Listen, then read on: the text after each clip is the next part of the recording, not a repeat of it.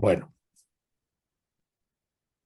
bien guiada, pues buenas tardes. Este es el Seminario de Estudios sobre Narrativa Caballeresca de la Universidad Nacional Autónoma de México, donde estamos en el Seminario de Estudios sobre Narrativa Caballeresca y tenemos el gusto de tener en esta mañana de México, noche de Italia, en la sesión que llamamos en línea caballeresca, porque justamente son conferencias en línea. Y pues tengo el gusto de tener en esta mañana como invitada a la doctora Yada Blasut, que es, les voy a dar una breve semblanza. Ella es doctora en letras, en literaturas extranjeras por la Universidad de Estudios de Verona y en estudios literarios por la Universidad Complutense de Madrid. Sus intereses se centran sobre todo en los libros de caballerías castellanos y en el teatro español del Siglo de Oro, con particular atención a los manuscritos autógrafos de Lope de Vega. Y bueno, actualmente ella hizo una tesis muy interesante y además realmente importante y que tiene un nicho pues privilegiado en la literatura caballeresca, porque además hizo la edición del Silves de la Selva de Pedro de Luján. Y pues bueno, afortunadamente ya contamos con esta posibilidad de acceso a una edición pues contemporánea del Silves. Y pues justamente por eso la hemos invitado al seminario. Ella nos va a leer la conferencia El Silves de la Selva de Pedro de Luján, un libro de caballerías impreso por su autor. Pues muchas gracias, Yada. Felicidades y pues bienvenida a este seminario. Y gracias por aceptar estar de noche allá en España. Bueno, buenos días o buenas noches y el gusto es mío, de verdad. Muchísimas gracias, profesor Campos García Rojas, por la posibilidad que me ha ofrecido. Y si me lo permite, voy a compartir pantalla. Tendríais que ver ya una presentación muy sencilla que os iré enseñando. Ya se ve. Gracias, miren. Mi intervención nace a partir de la tesis doctoral titulada Edición crítica y estudio de Silves de la Selva de Pedro de Luján, Sevilla, 1546, que realicé en la Universidad de Verona en cotutela con la Universidad Complutense de Madrid, como os he recordado, bajo la dirección de los profesores Ana Boñolo y José Manuel Lucía Mejías. Por este motivo, hoy me centraré en el libro de caballerías Silves de la Selva. En particular, con esta presentación, aspiro a cumplir dos objetivos principales. En primer lugar, quisiera ilustrar las características literarias que considero importantes para entender el diseño compositivo de esta novela. Mientras que, en segundo lugar, aspiro a profundizar en algunas peculiaridades editoriales de este libro. Sin embargo, antes de centrarme en estos aspectos sobre los que deseo llamar la atención, considero útil ofrecer información y un resumen de esta obra porque se trata de un texto poco conocido, quizás por carecer todavía de una edición inédita. En la tesis que he realizado propongo una edición crítica que espero poder publicar pronto. El Silves de la Selva es un libro de caballerías escrito por el licenciado Pedro de Luján, que fue publicado por primera vez en 1546. Fue publicado en Sevilla por Domenico de Robertis, uno de los impresores más prolíficos e importantes en Sevilla, por lo menos, en la producción de libros de caballerías. Además, Domenico de Robertis tenía un grado de parentesco con el autor del Silves de la Selva, Pedro de Luján. Tenían un grado de parentesco por vía materna, dado que la esposa de Domenico de Robertis y la madre de Pedro de Luján eran hermanas. El Silves de la Selva forma parte del ciclo narrativo de Amadís de Gaula, del que constituye su 12ª y última parte. En particular, el Silves es la última parte porque nadie, por lo menos en España, retomó la pluma después de Pedro de Luján para continuar su historia. Los hilos narrativos que se dejan voluntariamente sin concluir en este libro otorgan, por tanto, un final abierto a la novela que se queda, como anunciado, sin conclusión. De tal manera que el Silves de la Selva agota la serie amadisiana, pero no la termina. La obra se estructura en dos partes que fueron impresas dentro de un único volumen y tiene por protagonista a Silves de la Selva, quien es bisnieto de Amadís de Gaula, perdón, tataranieto de Amadís de Gaula. La historia se desarrolla alrededor de tres acciones principales y la primera de estas líneas, ocupa casi toda la primera parte de Silves de la Selva y concierne a una guerra en la que se enfrentan los caballeros cristianos y sus enemigos, los caballeros paganos. El lugar de la acción es Constantinopla, que es la ciudad donde residen casi de forma constante en esta novela los principales caballeros de la serie narrativa de Amadís de Gaula. Y como es de esperar, estos caballeros consiguen derrotar a los enemigos y defender la ciudad de Constantinopla. La segunda acción narrativa se anuncia al final de la primera parte del Silves de la Selva, pero se realiza en la segunda parte del libro, sobre todo en la primera mitad de la segunda parte. Y en esta línea argumental se describe el secuestro y el posterior rescate de algunas princesas cristianas que fueron raptadas a mano de unos sabidores, amigos, aliados de los paganos que fueron derrotados durante la guerra que he mencionado anteriormente. De este modo, los sabidores habían intentado vengarse de los príncipes cristianos secuestrando a sus esposas. La acción de esta línea argumental termina cuando Silves de la Selva consigue rescatar a estas princesas y dar fin a la aventura. Mientras tanto, los sabidores que habían raptado las princesas se hacen amigos de los caballeros cristianos y también de los sabidores Urganda la Desconocida y su marido Alquife. Y por fin también los sabidores que al principio eran enemigos de los príncipes cristianos reciben también el bautismo. La tercera línea narrativa de esta novela se realiza en la segunda parte de la obra tras terminar la acción anterior. En ella se narra la rivalidad amorosa entre Silves de la Selva y un rival en amor, un pagano, que es un emperador, además, cuyo nombre es Agrián. Ambos, tanto Silves como Agrián, están enamorados de la reina amazona Pantasilea, quien reside también en la corte de Constantinopla, junto con los príncipes cristianos. Y Pantasilea está a su vez enamorada de Silves de la Selva. Hacia el final de la novela, Silves y Pantasilea se casan en secreto y tienen un hijo, cuyo nombre es Astrapolo, y como la crítica ha destacado, se trata del primer caso, por lo menos dentro de la serie amadisiana, en la que una reina amazona, una amazona, consigue contraer nupcias con el principal caballero del libro y además tener descendencia del héroe principal. Por fin, en los últimos capítulos del libro, se asiste a un nuevo secuestro, puesto que una sabidora malvada rapta a la infanta Fortuna, que es hermana de Silves de la Selva, y la lleva a una isla encantada, donde todo ha sido creado por esta sabidora, incluso las personas que acompañan a la infanta Fortuna.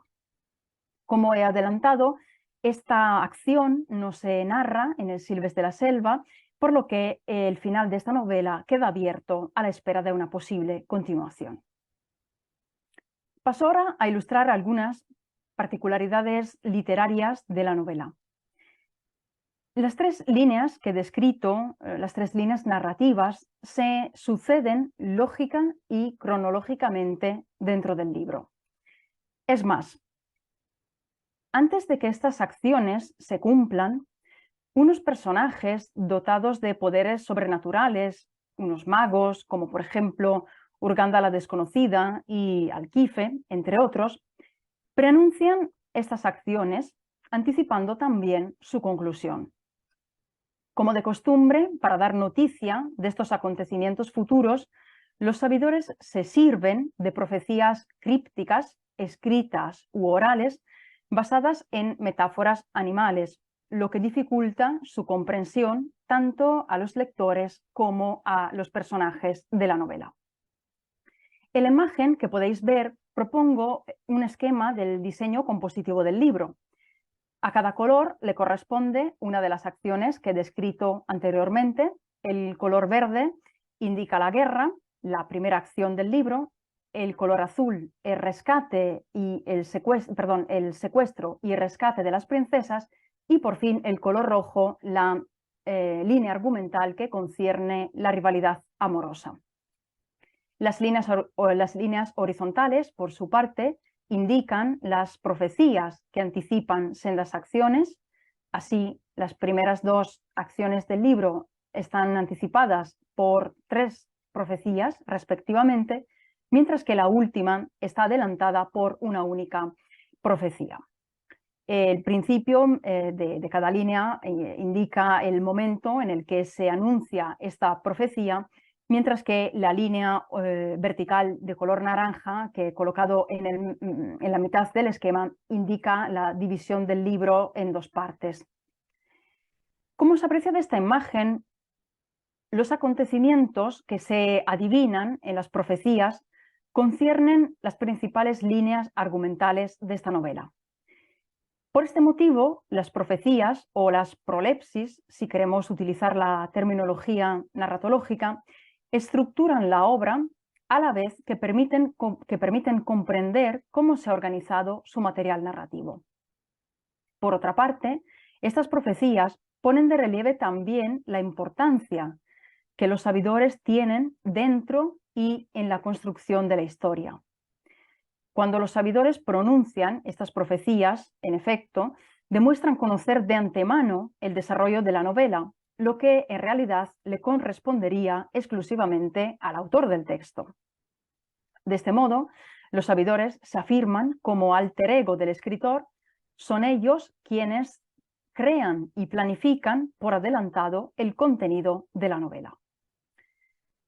Además de esto, la importancia de los sabidores, la importancia que tienen en el plan compositivo, se manifiesta también en las historias contadas, es decir, en las narraciones retrospectivas o prolepsis, si se atiende a la terminología narratológica, que algunos personajes relatan a fin de informar sobre algunos acontecimientos que han tenido lugar en el pasado.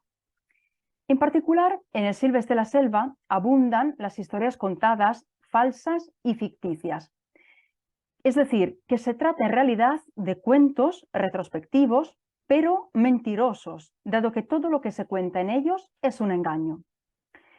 Por lo común, estas historias han sido ideadas por algún personaje femenino, una sabidora malvada, para alcanzar un objetivo específico: determinar la salida de corte de algún caballero en concreto y el secuestro de este caballero para que otra mujer, una amiga de esta sabidora, pueda disfrutar del amor del héroe.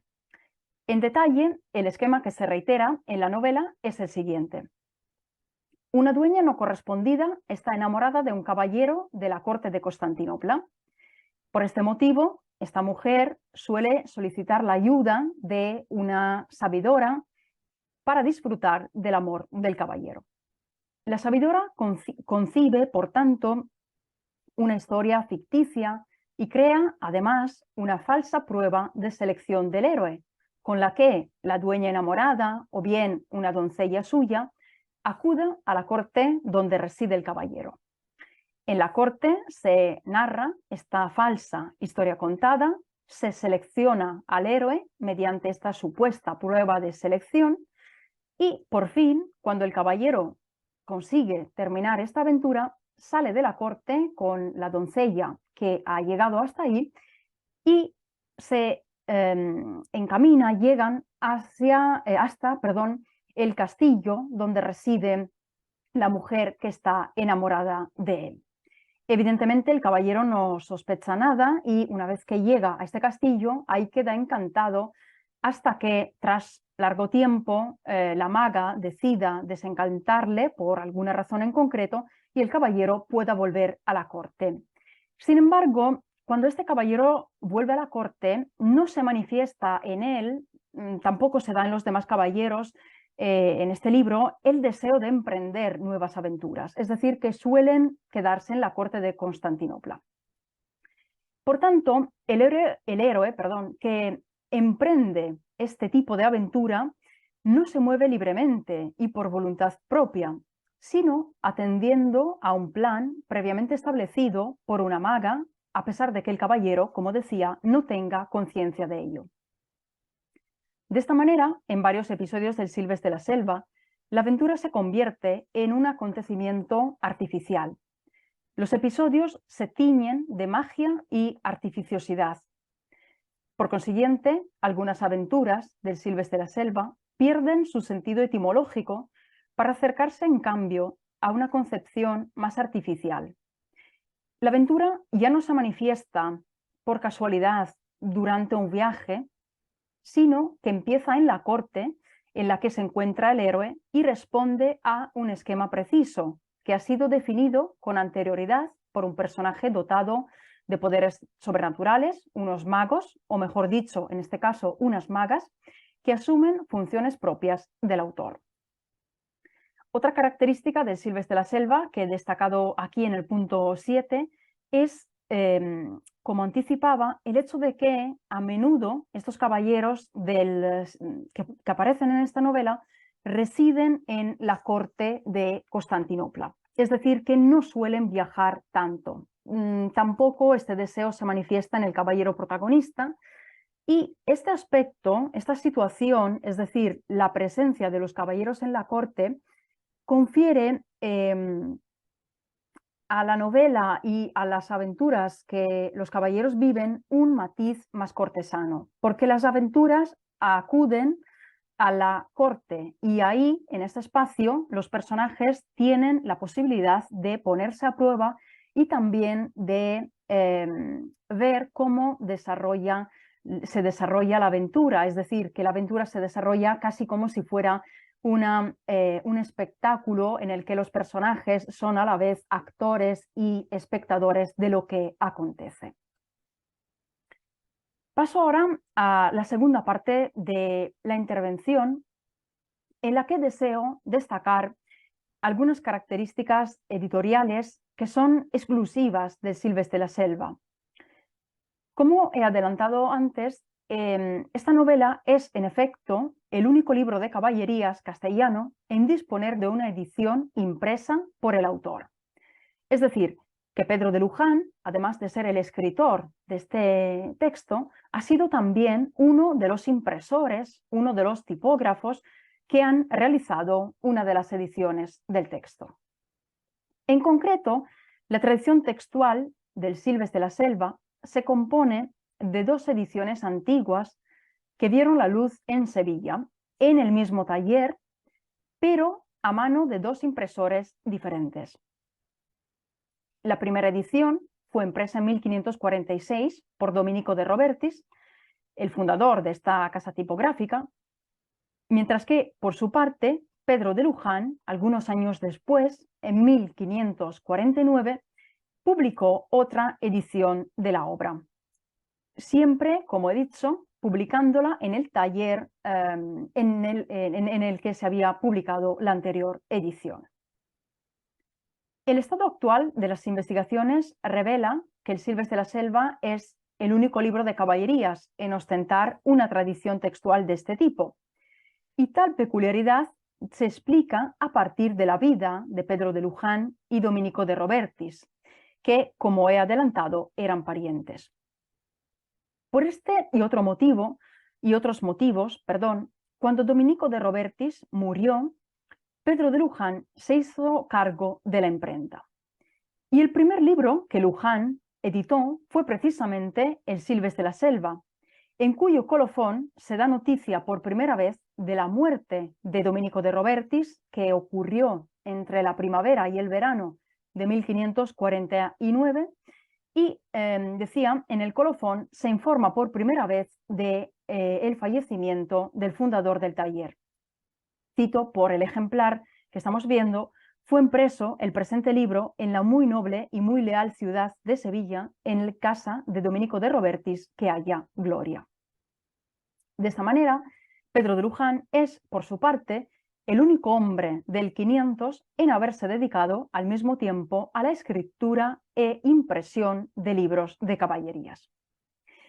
A este propósito, quisiera recordar que, además del Silves de la Selva, Pedro de Luján ha escrito también otro libro de caballerías. Se trata del Leandro el Bel, es la segunda parte del ciclo de Le Polemo, y no cuenta, sin embargo, este libro, el Leandro el Bel, con ediciones impresas por Pedro de Luján. Este texto ha sido publicado ya en edición moderna, ha sido publicado en 2020 por Stefano Bazzacco en la colección Los libros de Rocinante. Vuelvo ahora a la tradición textual del Silves de la Selva para matizar otros aspectos de interés. La edición de 1549 deriva de la primera edición del texto, la de 1546, como demuestra la presencia de errores comunes conjuntivos. A modo de ejemplo, puede verse este pasaje del texto en el que Silves de la Selva encuentra a una pareja de enamorados, Filida y Leopando. Sin embargo, en ambas ediciones aparece por error el nombre Pandonio en lugar de Leopando. Se trata de un error que no puede tener un origen poligenético, sino común, y que demuestra que la edición de 1549, que aquí indico con la sigla S2, deriva de la primera que indico con la sigla, mediante la sigla S1. Sin embargo, y contrariamente a lo que podría pensarse, la edición de 1549 no es una reedición de la anterior. Al contrario, la edición de 1549 es una edición corregida donde se sanan erratas de la edición de 1546, pero es también y sobre todo una edición modificada donde se introducen variantes textuales significativas que otorgan al texto un significado diferente. Estas variantes pueden clasificarse en los siguientes casos: variantes por sustitución, inversión, adición u omisión de palabras y enunciados.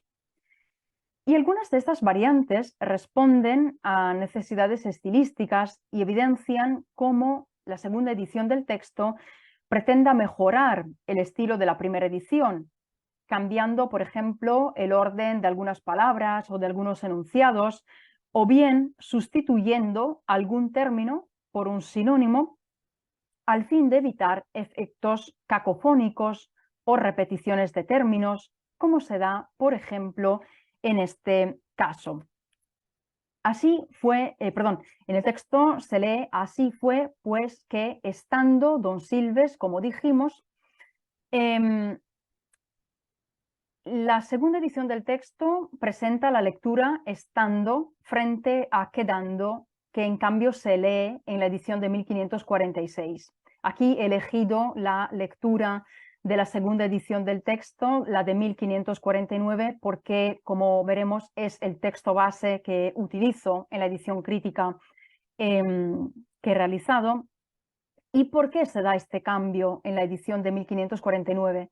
Porque si nos fijamos, es la palabra quedando, que en la edición de 1546 se ha colocado en lugar de estando, resulta cacofónico, ¿no? Así pues que quedando, de tal manera que para evitar este efecto cacofónico, esta repetición de los sonidos, se sustituyó este término quedando por estando en la edición de 1549. Otro ejemplo parecido, donde se sustituye un término por otro, se da en este caso Estando puestos en la alta cumbre de nuestros deseos, no podemos matar el ardiente fuego de nuestras pasiones. Nuestras pasiones es la lectura de la edición de 1549, mientras que la edición anterior lee nuestros deseos.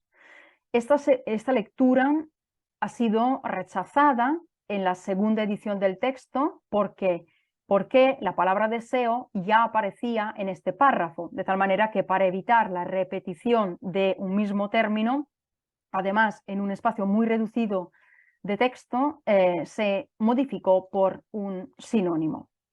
En estos casos, por tanto, el significado no se modifica, son cuestiones de estilo que intentan mejorar el texto, pero hay otros casos que no he propuesto en las diapositivas donde estos cambios se traducen también en una mejor y más clara comprensión del texto. Con todo, los loci critici más interesantes, desde el punto de vista anecdótico, se corresponden con aquellos pasajes del texto donde se registran variantes por sustitución que modifican el significado del fragmento donde se insertan. Para poner un ejemplo, he seleccionado un pasaje del texto en donde Silves combate contra algunos héroes mitológicos y legendarios: el rey Arturo, Héctor y Hércules, entre otros. Estos tres personajes que he mencionado ahora, el rey Arturo, Héctor y Hércules, aparecen tanto en la primera como en la segunda edición y aparecen en la misma aventura. Es una única aventura en la que Silves combate contra estos héroes.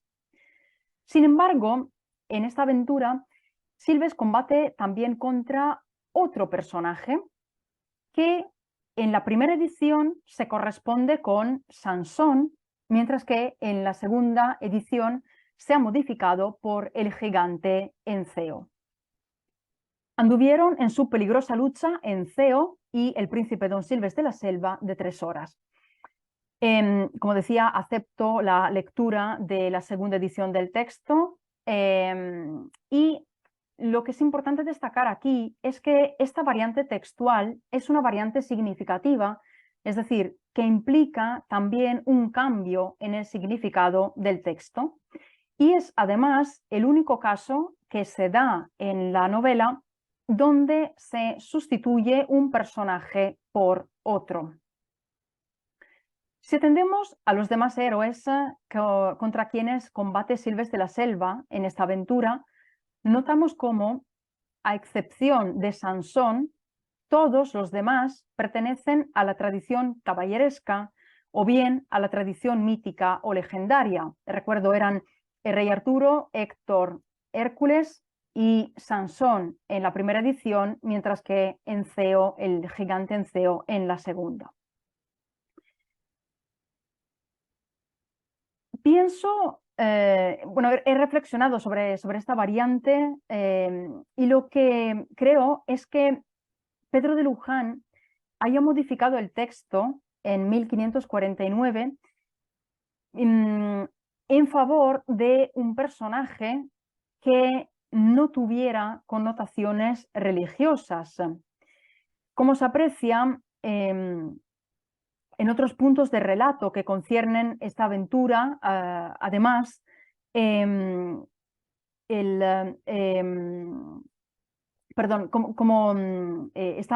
aventura,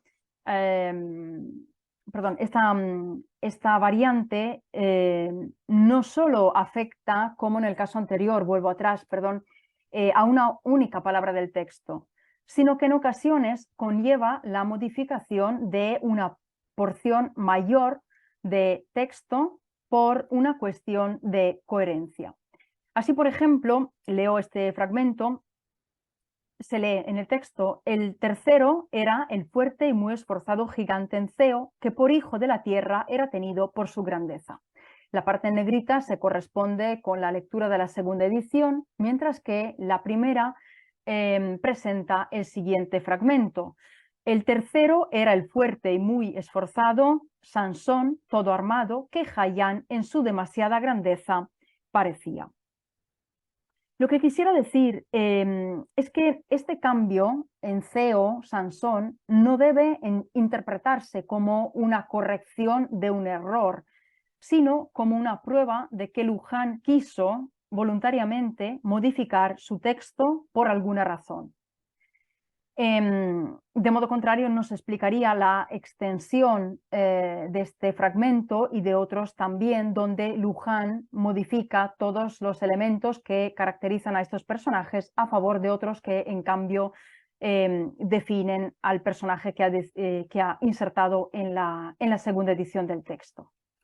Pues bien, además de estas variantes, hay otra que quisiera recordar y que es una variante significativa, como la que estamos viendo, pero que concierne a la denominación del enemigo. Como decía, una de las principales tres líneas argumentales del libro atañe a una guerra en la que se enfrentan los cristianos y los enemigos de los príncipes de Constantinopla. Sin embargo, y como se aprecia en la pantalla, en la edición de 1546, que recuerdo denominó S1, el enemigo se denomina moro, mientras que en la segunda edición del texto, aquí indicada con la sigla S2, se llama pagano. Vemos otros ejemplos. Si a la sazón la segunda batalla de los paganos en la segunda edición, mientras que moros en la primera, no moviera en su favor, y luego todos los muertos, así cristianos como paganos, habían sido mandados enterrar y quemar, cada uno según su ley y costumbre lo mandaba, donde siempre se da esta sustitución. Otro ejemplo, mandó llamar a su tierra a todos los grandes señores de los paganos en la segunda edición del texto, mientras que se lee moros en la primera. Esta variante es prácticamente constante en toda la novela.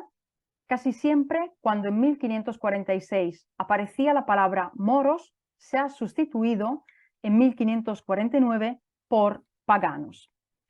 Se trata, además, de una variante que conlleva otras modificaciones en el texto para garantizar la coherencia del discurso.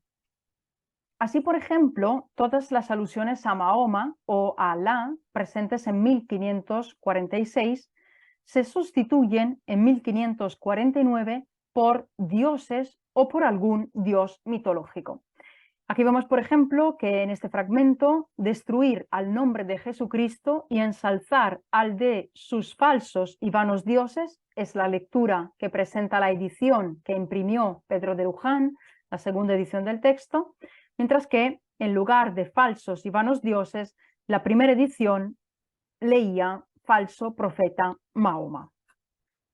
Otro ejemplo, esforzados señores del paganismo, reyes, soldanes, tamorlanes, califas aquí ayuntados, bien sabéis vuestra venida a estas partes a qué fue, que es a dos cosas. La primera y principal, por ensalzar el nombre de nuestros dioses, y la segunda, a tomar venganza de nuestros enemigos. Aquí, perdón, acabo de notar este error, no habría tenido que evidenciar enemigos, sino esta palabra de aquí, lo siento, nuestros dioses, que presenta la segunda edición del texto frente a nuestro profeta Mahoma, que presenta en cambio la primera edición. Un último ejemplo, las alusiones a Mahoma en la primera edición del texto se sustituyen, como decía, por alguna divinidad grecorromana mitológica, como en este caso que se ha insertado el nombre Hércules. O también la alusión directa a Alá se modifica por un más genérico cielo, como en este caso del cielo y no de Alá, halláis el galardón, señor caballero, dijo la otra doncella. He reflexionado sobre estas variantes para entender por qué Luján realizó estos cambios y he encontrado una posible respuesta. Con todo, me haría muchísima ilusión si alguien tuviera otras ideas al respecto y quisiera compartir conmigo algunos consejos, sugerencias o también avanzar hipótesis contrarias a las que propongo. La variante pagano-moro se da, como decía, de forma sistemática en el texto. y comporta, como hemos visto, la necesidad de otros cambios. Creo que el término moro, presente en la primera edición del texto, tenga un significado político y territorial, pero también un significado religioso específico. Por su parte, es verdad que la palabra pagano tiene también un significado religioso, pero me parece que su connotación es mucho más amplia y menos explícita. Es decir, el pagano comprende tanto a los moros como a aquel enemigo que no es moro, pero que se considera enemigo de los cristianos. La variante pagano que elige Pedro de Luján en su edición parece apuntar, por tanto, a la misma dirección que la variante enceo Sansón. Es decir, parece que Luján está intentando despojar su texto de implícitas connotaciones religiosas. La edición de 1549, que es la edición donde se aprecian estos variantes, pagano, enceo y otras que no he mostrado, se publica además en un momento muy complicado para la historia de la imprenta peninsular y en concreto sevillana, cuando se están intensificando las censuras religiosa y civil, que llegaría a su cumbre, como es sabido, en los años 50 del siglo, con la publicación de catálogos de libros prohibidos en 1551, 1559, la censura general de Biblias en 1554 y también la pragmática de 1558. Por otra parte, también he notado que la segunda edición del texto, la que imprimió Pedro de Luján, enmienda un gran número de erratas. Podemos ver aquí una muestra que están presentes en la primera edición del texto. Si bien es verdad que en algunas ocasiones la edición de Luján introduce erratas que en cambio no habían aparecido con anterioridad. En la base de todo lo expuesto, he decidido utilizar la edición de 1549, la que imprimió Luján, como texto base de la edición que propongo. Es una decisión que se argumenta a partir del cotejo de estas dos ediciones, de las variantes que he podido localizar, de las correcciones, y también es una decisión que tiene en consideración el hecho de que Luján estuvo al mando del taller en el que se realizó esta segunda edición del texto. Antes de terminar, quisiera enseñar la portada del Silves de la Selva, que además es la imagen que el profesor Campos García Rojas ha colocado en el cartel que he realizado, y os la enseño porque en esta imagen donde se ve un caballero jinete, esta es la portada de la segunda edición, pero en realidad es idéntica a la portada de la edición de la primera edición. Y este dibujo, este grabado xilográfico que vemos, un caballero jinete montando un caballo acompañado por un paje, es el mismo grabado que Dominico de Robertis había utilizado no solo en la edición primera del Silves, sino también en otros dos libros de caballerías. El Lepolemo, que publicó en 1548, en el Tristán el Joven, que publicó en 1534, y también este grabado aparece en la edición más antigua que conservamos de Leandro el Bel. Es una edición de 1564 que se realizó en Toledo, la imprimió Miguel Ferrer, de tal manera que no es una edición que imprimió Luján, a pesar de que el Leandro lo escribió él. Y por este motivo, por el hecho de que utilicen este grabado varios impresores, José Manuel Lucio Mejías ha definido este grabado como uno de los grabados, cito, reutilizado por varios impresores en diversas ciudades. Fin de cita. Pero me gustaba también la idea de enseñaros esta imagen para preguntaros si veis algo insólito en este dibujo, en este grabado que os llama la atención. La palmera. ¿o no? No, no. ¿La firma?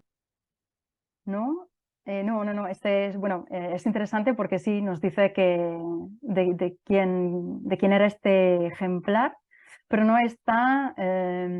Justo es una característica que tiene el propio grabado xilográfico, y es un error. Yo no me había fijado en este error. Debo al profesor Juan Manuel Cachoblecua esta indicación, porque en efecto aparece un error en este grabado xilográfico.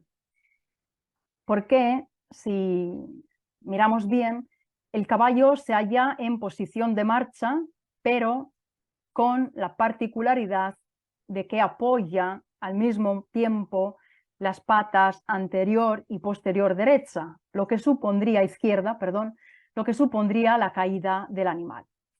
Este error, decía, no lo he notado yo, y agradezco por tanto al profesor Juan Manuel Cachoblecua por haberme hecho notar este aspecto, y se aprecia también en todos los demás grabados que he citado con anterioridad. Antes de terminar, quisiera recordar brevemente algunos aspectos sobre la biografía de Pedro de Luján, porque no sabemos cuándo ni dónde nació este escritor, pero sí es cierto que transcurrió casi toda su vida, toda su vida en Sevilla. Asimismo, y en la base de unos documentos de archivos, he avanzado la hipótesis de que pudiera haber nacido en 1527 o bien antes de esta fecha.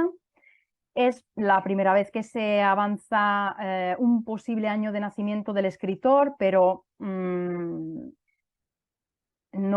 he podido descubrir, el lugar y la fecha exacta en la que nació. Y por otra parte, y a partir de las investigaciones que realizaron Isabel Romero Tavares, Natalia Mayard Álvarez y María Carmen Álvarez Márquez hace algunos años, he podido descubrir en el Archivo Histórico Provincial de Sevilla nueva documentación inédita que me ha permitido ampliar el periodo documental de Pedro de Luján, de la vida de Pedro de Luján, hasta 1598. Pero, como decía, no sabemos la fecha en la que tuvo lugar, en la que falleció el escritor. Pedro de Luján ha sido un hombre polifacético, puesto que compaginó varias actividades laborales a lo largo de su vida, al igual que hicieron además otros impresores. Pienso, por ejemplo, en los Kronberger, para mencionar un caso sevillano. En particular, Luján ejerció sobre todo como abogado en la Real Audiencia de Sevilla, y además ha sido un mercader de libros y, como se ha visto, se ha dedicado tanto a la escritura como a la impresión de libros de caballerías. En concreto, Pedro de Luján ha trabajado como impresor en el periodo 1549-1554, publicando un total de 21 libros, si bien solamente en uno de estos, se presente como el impresor. En todos los demás, en cambio, sigue repitiendo la fórmula impreso en casa de Domenico de Robertis, que haya gloria, que hemos visto había utilizado por primera vez en el colofón del Silves de la Selva de la edición de 1549. Estos datos han sido publicados por Arcadio Castillejo Benavente en su monografía La imprenta en Sevilla en el siglo XVI, 1521-1600, que ha sido ultimada en realidad por Cipriano López Lorenzo y que se ha publicado en 2019. Por fin, quisiera recordar que Pedro de Luján ha escrito no solo los libros de caballerías Silves de la Selva y Leandro el Bel, sino también un diálogo sobre el matrimonio titulado Coloquios matrimoniales.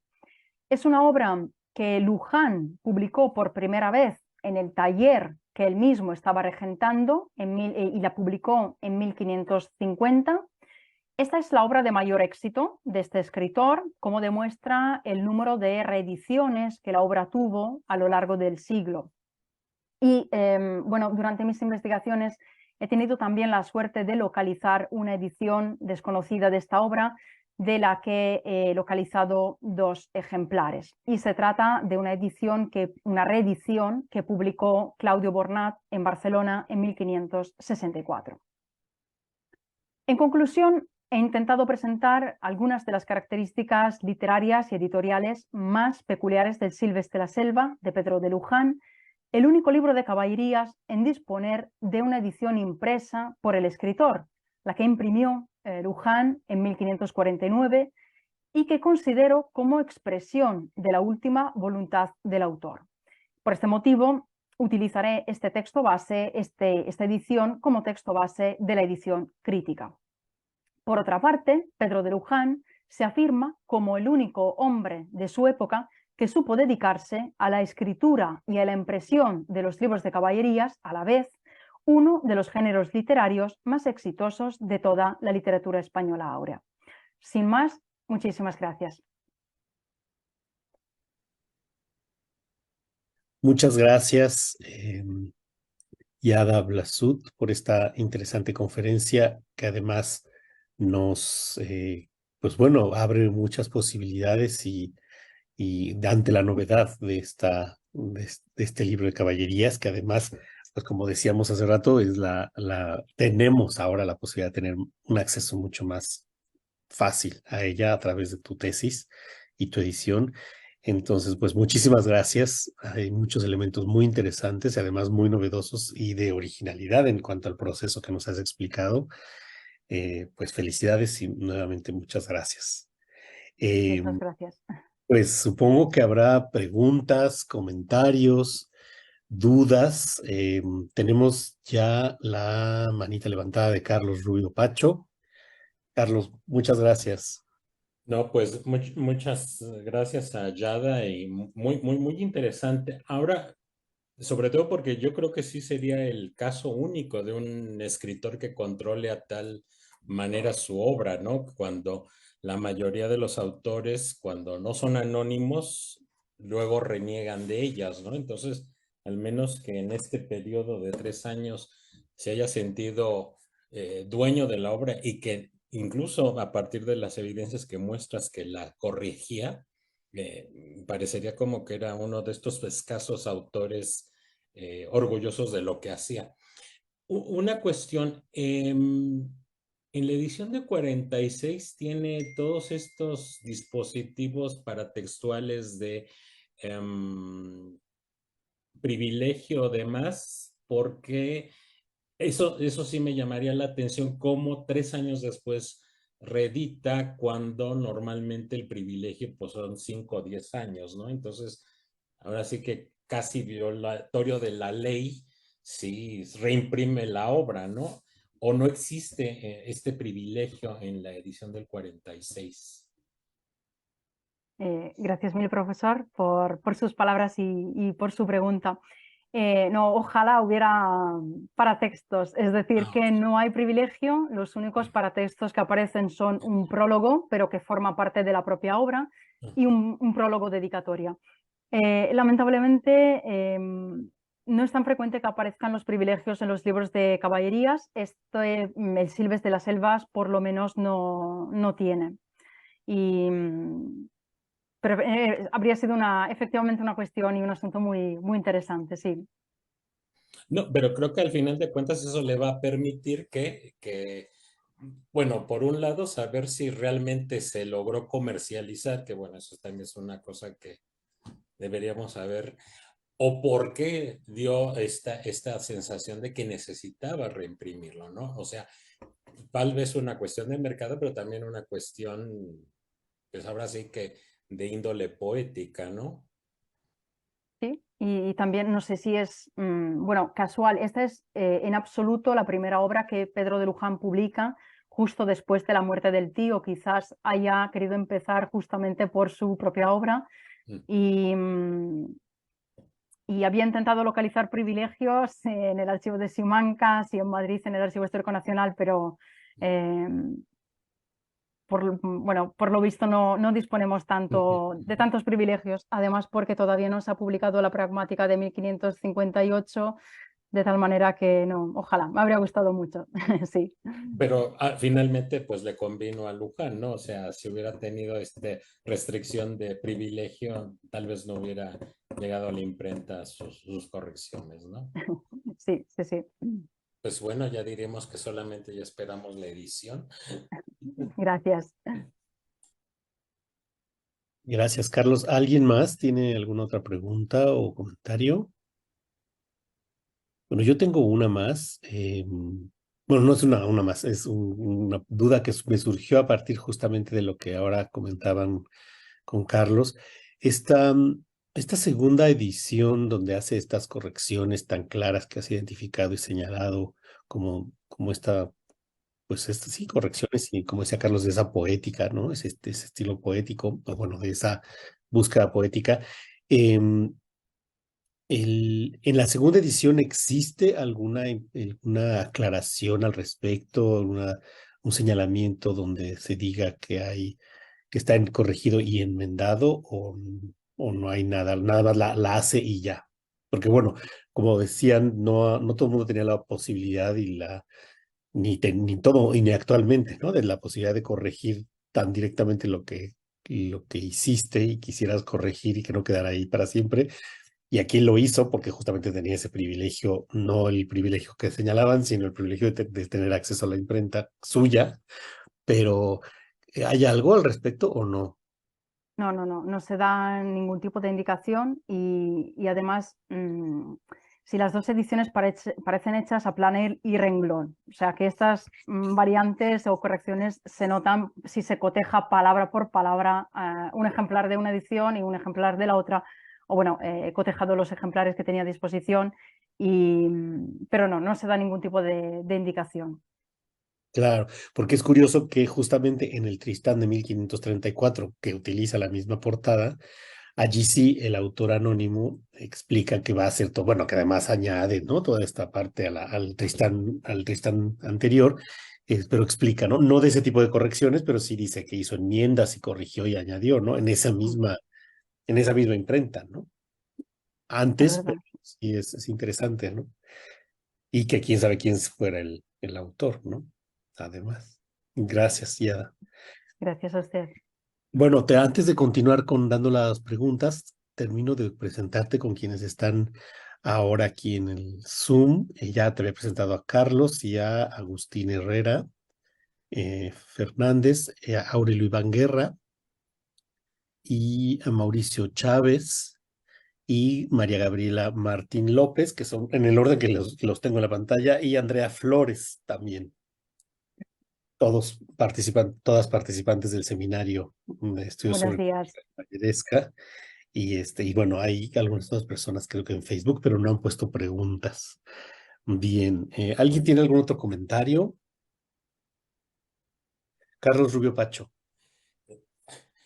Otra vez, porque, bueno, y ahorita sí, ya haciendo como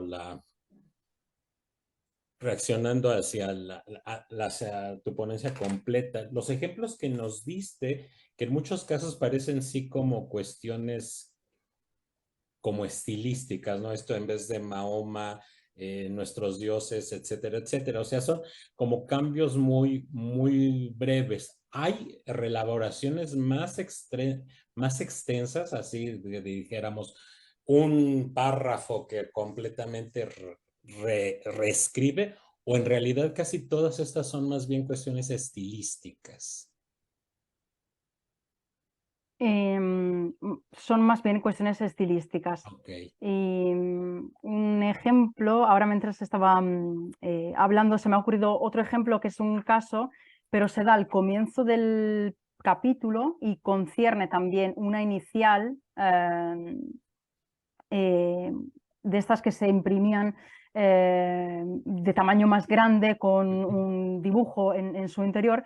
En este caso, en la segunda edición se ha invertido el orden de las primeras dos frases del párrafo, pero quizás por no tener a mano en aquel momento la inicial con la que empezaba la frase. Es lo que he pensado, pero Sí, sí, no, pero no son grandes reescrituras, o sea, en no, realidad como que conservó el espíritu general de la obra y realmente son como retoques más de estilo, ¿no? Y un poco a lo mejor esta idea de Mahoma Sansón, o sea, es que sí, ahorita pensando, los ejemplos siempre eran como aspectos muy, muy concretos, ¿no? No realmente una reelaboración de decir, ay, no, esta batalla no gusta, está muy débil, sino lo reescribimos, pero entonces es No, no, no, no. prácticamente...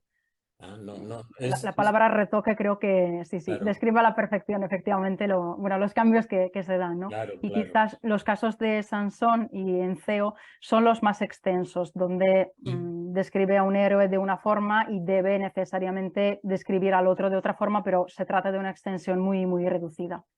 No, no, sí, pues muy interesante, ¿no? Porque muchas veces los cambios parece que son errores, ¿no? Son errores de los componedores, pero aquí sí hay una voluntad de cambiar, pero sí, más en este sentido de retoque. No, pues muchas gracias de nuevo y ya Gracias. callaré. Aunque sí tenían todo esto que nos has dicho, esta valoración política y religiosa en algunos casos, ¿no? Unos sí son totalmente esto que decías, de que no se repita, ¿no? Ujú. Pero otras sí tenían esto, ¿no? Esto que nos has señalado de una preocupación en términos religiosos, políticos y morales, ¿no? Sí, sí, y también un deseo de sí, darle un significado más amplio y más cercano a la, que esté desprovisto, perdón, de connotaciones religiosas, quizá por la preocupación o... Sí. Sí, esos me parecen más profundos todavía, ¿no? Que el mero cambio léxico para que no se repita una palabra cercana, ¿no? Ujú, sí. Gracias. ¿Alguien más tiene algún otro comentario?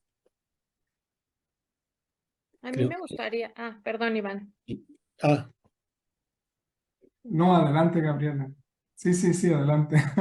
No, dale, dale, dale. Bueno, Aurelio Iván Guerra.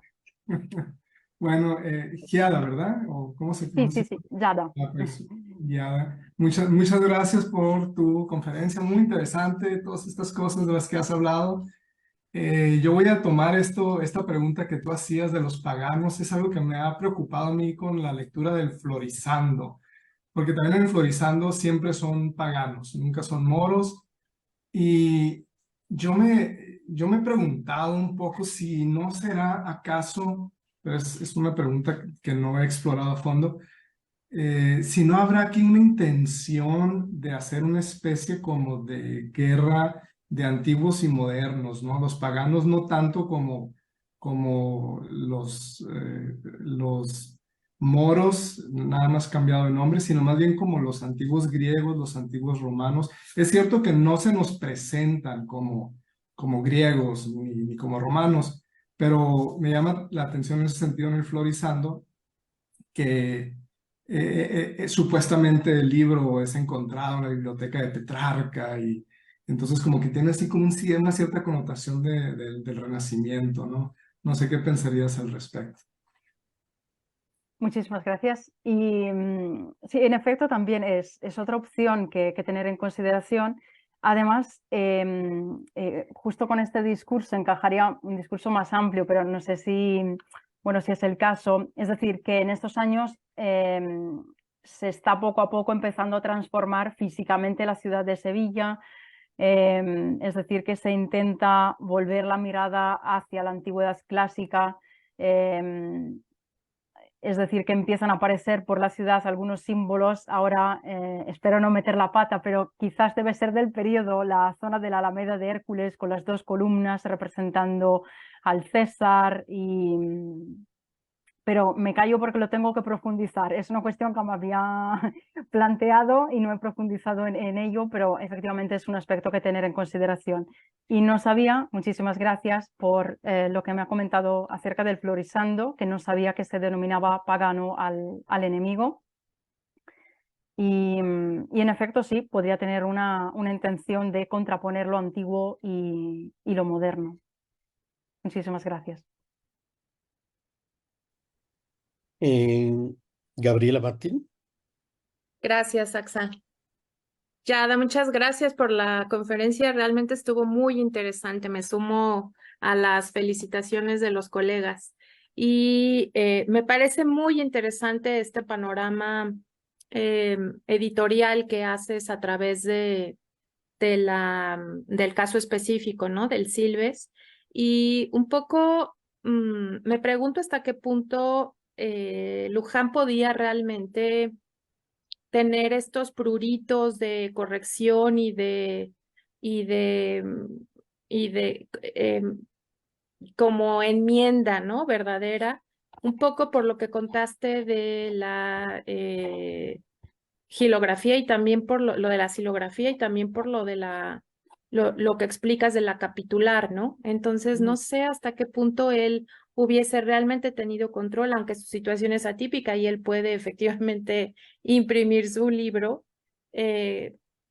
No sé si hubiese un panorama editorial también de privilegio, digamos, para él.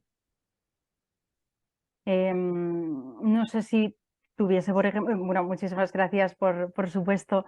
No sé si tuviera un panorama de acceso. Lo que no os he dicho, y no sé si puede ser parte de la respuesta a esta pregunta, es que Luján era además el único en disponer el único impresor de la época en disponer, por lo menos en Sevilla, en disponer del título de licenciado.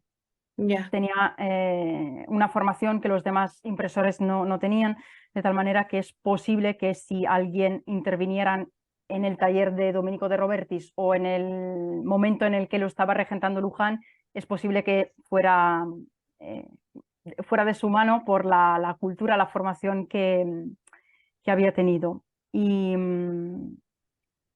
Pero sí, no deja de ser efectivamente curiosa por qué lo hizo y si realmente cuánto intervino en este proceso. Yo le considero suyas estas intervenciones por lo que acabo de decir sobre el hecho de que disponía del título de licenciado y que tenía una cultura muy profunda además, y se nota no tanto en esta obra sino en los coloquios matrimoniales, que es la obra que mayor éxito tuvo. Y donde sabemos que él también interviene como impresor Sí, ahí en este con caso mano. Ajá. publica, sí, la primera edición de los coloquios matrimoniales la publica él en 1550, sí. Los Pero de desconozco. los de Erasmo o Vives. Sí, bueno, esta se basa, bueno, es una obra suya, es una obra que ha escrito Pedro de Luján, que se titula Coloquios matrimoniales y que se basa en los coloquios de Erasmo, a quien menciona implícitamente en el coloquio segundo, por ejemplo, y quinto. Sí. Y ahí no hay como, bueno, no sé si has tenido oportunidad como de estudiar los coloquios de Luján respecto de Erasmo, como para ver un Eh, poco, si tiene un poco más de control como editor. Es que está muy interesante realmente. no he profundizado en este tema. He leído el texto, he visto que tuvo, por ejemplo, en reediciones posteriores, algunos impresores eliminaron las referencias a Erasmo que aparecen en los argumentos que anticipan varios coloquios, pero no he profundizado en este tema, lo siento. No, qué bien, qué interesante. Pues nada, gracias otra vez, Yada. Gracias, profesora. Gracias, Gabriela Martín. Pues ya se está haciendo muy evidente que tienes mucha tarea pendiente por hacer ya Sí, sí. respecto a a partir del Silves de la edición del Silves de la Selva. Y qué bueno, ¿no? Es algo que ahí siempre queda algo por hacerse, ¿no? Y yo quería preguntarte algo que se me hace un poco, creo que es un poco descabellado, pero ya que mencionas esto de Hércules hace ratito, que dijiste que no querías entrar por ahí, pero ¿tú crees que y es, igual es muy desencaminado, esta batalla que tiene Silves con los diferentes personajes que mencionaste, Arturo, Héctor, justamente Hércules, ¿tú crees que tenga algún significado político sobre todo pensando en Hércules, su presencia en Italia, las familias? ¿Tú crees que hay algo de eso o no? ¿O está muy... Muy buena pregunta. Y Arturo sea un poco pensando en Inglaterra, no sé. ¿Crees que hay algo? Estoy muy... Eh, eh, Gracias de verdad porque no lo había planteado nunca en estos términos, es decir, que le he dado muchísimas vueltas con este tema y no he encontrado una solución. No había pensado que pudiera tener un significado político, pero es algo que merecería efectivamente la pena profundizar. Me había fijado en el aspecto literario porque cada uno de estos héroes representa una tradición diferente, la tradición artúrica, la tradición romana, etcétera, y Sansón parecía raro por ser el único personaje bíblico y no puede ser que Silves derrote bueno, parecería raro, ¿no? Que derrotara, como en efecto se da, a un personaje bíblico. Pero eso de poderlo estudiar desde un punto de vista político, sí, en efecto, podría ser interesante. Y además, pero entro en cuestiones que, bueno, que quedan por estudiar, por profundizar. Es el rescate de Pedro de Luján y de su obra se debe a Isabel Romero Tavares, quien estudió su vida y su obra, y en su libro La mujer casada y la amazona presta atención a una aventura en la que Silves es una aventura que se compone de 5 castillos. En este prado hay 5 castillos y también estos castillos pueden tener algún significado importante. Se han relacionado con las virtudes, 4 de estos castillos, etcétera, pero quizás podría tener algún tipo de conexión. Se me ocurre, pero a partir del número de personajes que intervienen, a partir de bueno, del número de los castillos que decía, pero no es la misma aventura, son diferentes. Así que estoy aprendiendo muchísimo, de verdad, estoy tomando nota de todas las preguntas y perdón si no tengo respuestas para todas, pero estoy aprendiendo mucho. Gracias. No, gracias a ti, seguramente pues es que así sucede, ¿no? Además, cuando estás con una obra nueva, nueva en el sentido de que vamos conociendo, ¿no? Sí, gracias. Agustín decía algo en el... Gracias por la presentación. Si no bueno, es que no estoy seguro, pero sí es este en donde hay un momento que precisamente comenta el doctor Axa de la lucha contra el rey Arturo y Hércules, pero creo que también la reina Pentesilea en algún momento lucha contra las demás mujeres caballero andantes por la palma de Palas, creo. Sí, sí es este libro, ¿verdad? Sí, muchísimas gracias. Es este, en efecto. Y la reina Pantasilea se enfrenta, por ejemplo, contra las Traxarea y, Mm. y es un personaje interesante por varios motivos. Uno de ellos es que adquiere un protagonismo a veces a la par al al del propio protagonista de la novela. Y, y se dan en efecto sí, varios episodios de este tipo donde interviene en la guerra o en algún desafío, que puede ser contra otras mujeres o bien contra caballeros varones. Mm. Sí, es que la pregunta iba porque, bueno, este episodio lo leí en una recopilación de capítulos de libros de caballería, no me acuerdo ahorita el nombre o la edición, creo que lo conseguí de Penguin Books, y es que precisamente la reina Pantasilea llega a un castillo en donde se enfrenta a otras mujeres de libros de caballerías, si no mal recuerdo, entre ellas Claridiana del Espejo de Príncipes, y están luchando por la palma de Palas. Entonces la pregunta era, bueno, es que yo desde entonces tengo la duda de qué es la palma de Palas, porque pues me quedó dudas desde hace bastantes años que pasó eso. No, perdón, no. No se da. No, no es en este. Espero, no, me parece que no sea en el Ok. Silves. Espero no darte una información incorrecta, pero no. No se da este tipo de aventura Ah, que estás comentando. ok, entonces, bueno, es que recordaba el nombre de Pentesilea por ahí, pero una disculpa por la confusión. Pero Que no. A lo muchísimas mejor gracias. aparece este mismo nombre en otra novela y ahora no sé, no me acuerdo yo de eso, Lo siento. Ok, bueno, gracias y una disculpa por la inconveniencia. Que no. Gracias. Gracias, Agustín. Bien, ¿alguien más tiene alguna otra duda o pregunta? Bueno, pues si no hay más comentarios y preguntas, Nuevamente quiero agradecer a Yada Blasut por esta conferencia en línea caballeresca que nos has dado. Muy interesante y muy sugerente, con muchas ideas y muchas propuestas y caminos por recorrer caballerescos. Además, muchas gracias nuevamente. Y antes de que nos vayamos, quiero invitarles a que si están interesados, y aquí está Andrea para resolver alguna posible duda, la semana próxima, el jueves, dentro de 8 días, tendremos el coloquio que coordinó la doctora Andrea Flores, sobre justamente la indumentaria caballeresca, damas y caballeros ricamente ataviados, que es parte de su proyecto postdoctoral que está realizando en la Universidad Nacional Autónoma de México. Y tendremos la participación de Rafael Beltrán y Abador, Soledad Castaño Santos, María Luz Divina Cuesta Torres, Andrea Flores, María Gabriela Martín López, Tomasa Pastrana Santamaría, Carlos Rubio Pacho, Teresa Saray Soriano Ruiz, Federica Zoppi y yo también. Entonces, pues ojalá puedan acercarse, es en línea. Creo que aquí están los datos, si no me equivoco, sí, aquí están. Y bueno, pues cualquiera quisiera conectarse, pues podría participar, si no me equivoco, ¿verdad, Andrea? Es durante la mañana de México, así que entonces creo que nuestra tan grave, ya que también hay participantes europeos, entonces que estarán en su tarde. No sé si quieras comentar algo, Andrea, al respecto.